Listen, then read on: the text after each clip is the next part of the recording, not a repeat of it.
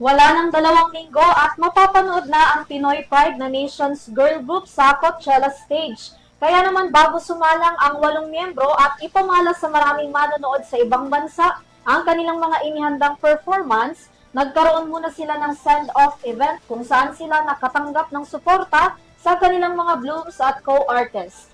Alamin ang kabuuan ng report mula kay Sam Martos.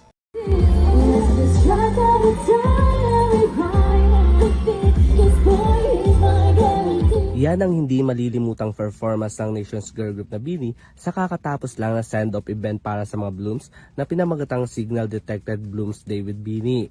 Ibinahagi yan sa kanilang social media account kung saan dinaluhan ito na mahigit 50,000 fans. Pinangunahan mismo yan ng 8 miyembro ng kinabibilangan ni Aya, Colette, Maloy, Gwen, Stacy, Mika, Joanna at Sheena, kung saan nakipagsabayan pa ang mga ito sa kanilang fans na gawin ng salamin dance.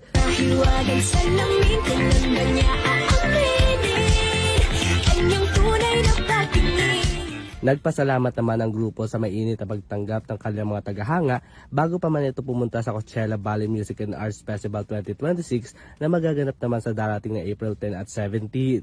Nagbigay naman ng mensahe ang ilan sa mga kilalang personalidad katulad na lang ni Ogie Alcacid, Coco Martin, Julia Montes, Gary Valenciano at marami pang iba para sa kanilang pagpunta sa Coachella.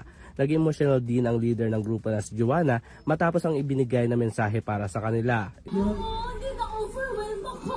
Bakit ka na-overwhelm ka? Sobrang na-surprise lang talaga kami. Parang na-feel, ewan ko ba kasi syempre hindi naman natuloy yung rehearsals namin recently. Parang talagang lahat ng pagod mo, pag-uwi mo talagang bagsak ka na lang talaga, di ba? Pero alam ko naman magiging worth it to lahat. Grabe, parang kaming binuhusan ng confidence for Coachella. Thank you po sa lahat ng bumati.